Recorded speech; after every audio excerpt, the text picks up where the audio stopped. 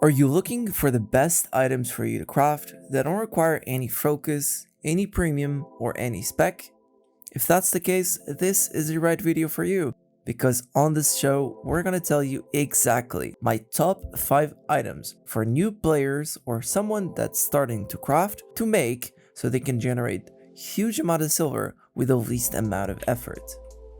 Now, crafting can be often looked at in a very hard way and something that's very endgame.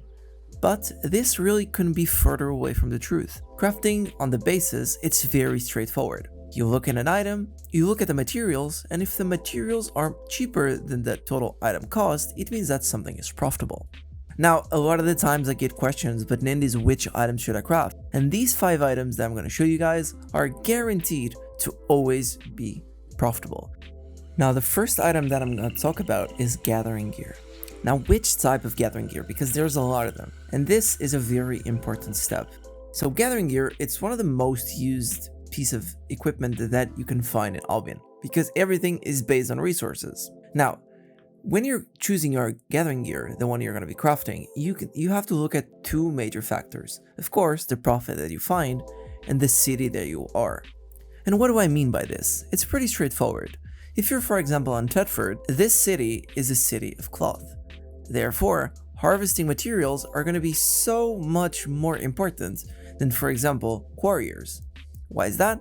Because the swamp biome is heavily focused on fiber and not really on stone, meaning that stone gathering gear is going to be way less purchased than harvester, which is the one used by fiber.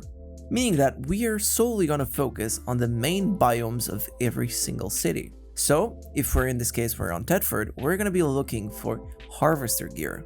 Now, when we do so, and we look in the marketplace, we have to look for 4 different items.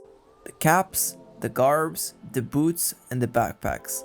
Now, generally speaking, the garbs are never profitable. I don't know why, it's just very hard to find profit. But on the helmets, on the boots, they are super good. Now, as for the backpacks, 9 out of 10 times they will be profitable. Now, in this case, I looked up every single item all the way from tier 4 to tier 6 because that's what my crafting level allowed, and I found very quickly that I could make backpacks tier 4, backpacks tier 5, backpacks tier 6, and caps and work boots on tier 6. Now, once I figured this out, I had to do 2 more things. I had to buy a salad because these items increase the quality, and I had to buy journals. In this case, tinker books, because we would be making these items on the toolmaker. Now, since these journals were very overpriced on the marketplace, what I decided to do was simply buy them on my own labor that I have in my own island, meaning that they would be a lot cheaper and I would actually end up saving a lot more money than if I bought them on the marketplace. Now, the second part is simply going crafting. Now, I always recommend that you go to the cheapest station that you can find. In this case, I went to the one that I had associate on. So I made my way into it, I ate my salad, and I made our little first batch of items. Now, as you can see, my silver is gonna fluctuate quite a lot, but I'll leave you guys to see how much money we actually made. That you've been lonely, makes you cold as ice. Hard to get to know me, but better than the lights. No way I'd let you slip by. No way I'd let you say bye. You said there ain't no reason, but I'll sit here every day.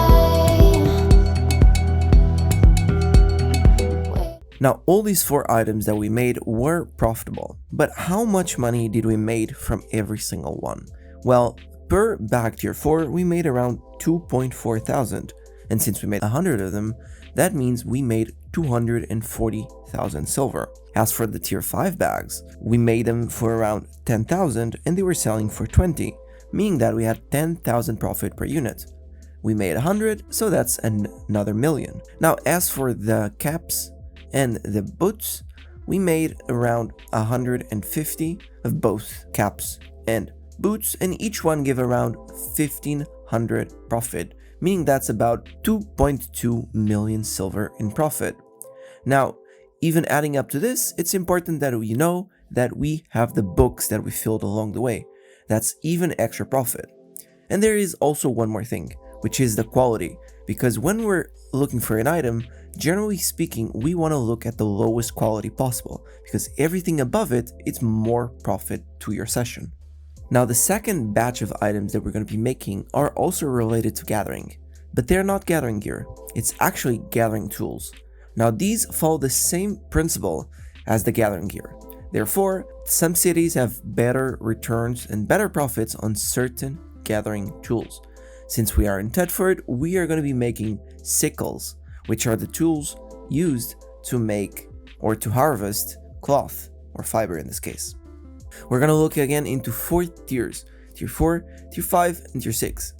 In this case, we can very clearly see that the tier 6 is by far the best tool for profit.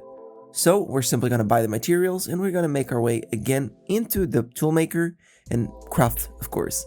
We don't need to buy any more books and we don't even need a salad because tools don't have You quality. said that you've been lonely, makes you cold as ice. Hard to get to know me, but better than the lights. No way I'd let you slip by. So once we make these tools, we can go back into the marketplace again and list this for sale. So how much money are we making on each tool that we're doing? Well, the total material cost was 24,000 silver. This is not including any books, meaning that we were even making more money, but let's just take it in consideration, 24,000 silver. Now these tools were selling on the marketplace for 39,000, meaning that's 15,000 silver raw profit per unit.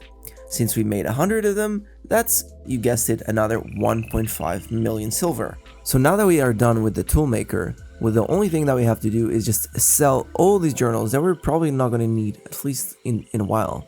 Now, if you plan on doing this every single day, of course you can keep the journals and keep just reusing them all over again. Now, the next item that we're going to be making, it's not an item itself, it's a batch of items. We're going to be looking for royal items. In this case, 4.0s and 4.1s. Now, a lot of people think that these items, in fact, do not sell well. And the reality is they actually sell fantastically well for 2 reasons. One, new players are always looking for them. And second, with the addition of Hellgates being in a safe spot in the Abyssal Depths entrance, a lot more people have been running 4.1 gear, meaning that the number of listings and sale volume has increased exponentially. So there's a huge opportunity for us to make money here. Now, for the sake of this video, we're only going to be making 2 items, which are going to be royal sandals and royal cows. Now, both of these items are exceptionally well into 4.1 and 4.0 tiers. Now, it's going to cost us around 25,000 per royal sigil, and we need 2 of them, meaning that it's around 50,000 silver, and we then need a cow or a sandal. Now, it doesn't need to be crafted by you, you can literally just buy it straight from the marketplace, and that's exactly what I did.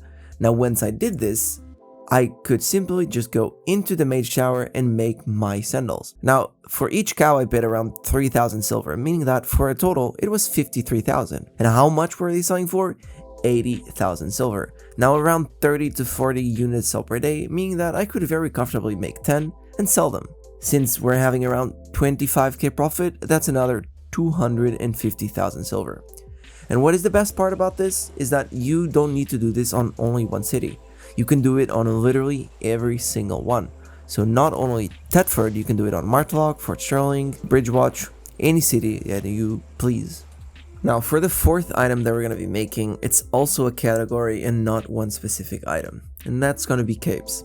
Now, there's a lot of types of capes, but the ones I recommend are always going to be non-faction artifacts. And what do I mean by these? I'm talking about those capes like demon capes, undead capes, Morgana capes, all of these types of capes that don't have a faction inherent to it, meaning that these can be very easily crafted for a great profit. Now here, we're going to be making undead capes. Now, they are very simple, as they only take 3 ingredients: the undead crest, a mountain heart, and a normal cape. Now, for some reason, undead capes feel like they sell very good in 4.0 tier, so that's exactly what we're gonna be doing. So we're not gonna craft any capes, we're just gonna buy the cape 4.0 already made. Now the crust was very cheap, around 80,000 silver, and the mountain heart was around 60,000. Now the cape itself was only 2,000 silver, and I try to buy a 4.0 normal quality so it sells a lot quicker than, for example, an excellent. Now with this out of the way, that means that the total cape cost would be around 155,000 silver, give or take. Now these capes were selling for 200,000, meaning that it's around 40k profit per unit. Now they sell like cakes, and you could literally make as many as you want, as they are selling quite good. Now it's important that you understand that it's not only undead capes that sell good. Morganas are amazing, demons are amazing, even some weird capes like heretic capes are very good. Now if you plan on making these in the future, a lot of the times the problem you're going to run into is there's not enough crust in the marketplace. So what you can do, like I did, is just set up a buy order for the future. So the next day or the very next day afterwards, when you want to craft, you already have a couple of artifacts yourself and you don't need to always be buying them. And the next item that we're going to be making are potions. Now potions are always a hit or miss, meaning that they're either the best thing in the world or they're really not profitable. Now for the sake of this video, I found that Gigantify potions were insanely good, and that's the potions that we decided to make. And the only thing that we had to do was again look up exactly how much they went for, the materials it took, and finally exactly how much it would cost me to make. In this case, I was making around 700 silver per potion and they were selling around 5,000 per day, meaning that this was a very good and profitable item for me to make in a very large number. So these are my top 5 items / categories to craft for a profit.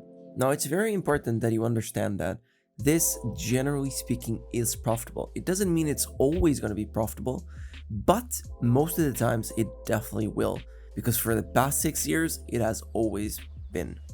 Nevertheless, it's important that you do the math and that you know that there are 1,000 different other items that you can make that will generate you even more or the same amount of money that you're probably going to be making with these. So make sure to study the market, find your niches, and most importantly, have patience. Things sometimes take a little bit to sell, and that's totally fine, as long as you're making money and you're happy with it. If you're not going to quit tomorrow, it's totally fine if you wait a few days for it to sell, as long as you know you're making profit. Now, I know a lot of people are interested in crafting, but they really can't fathom doing all the math every single time. So if that's the case, you guys can check out my Patreon, where I have a spreadsheet that will literally tell you the cost of every single item on the marketplace, as long as you input a couple of values that'll literally take you 2 minutes to fill. Anyways, that is all for me. Thank you so much for watching this video. If you have any questions, make sure to drop them down below and I'll try to answer you as soon as possible. Anyways, I'll see you on the next one. As usual, Nendys.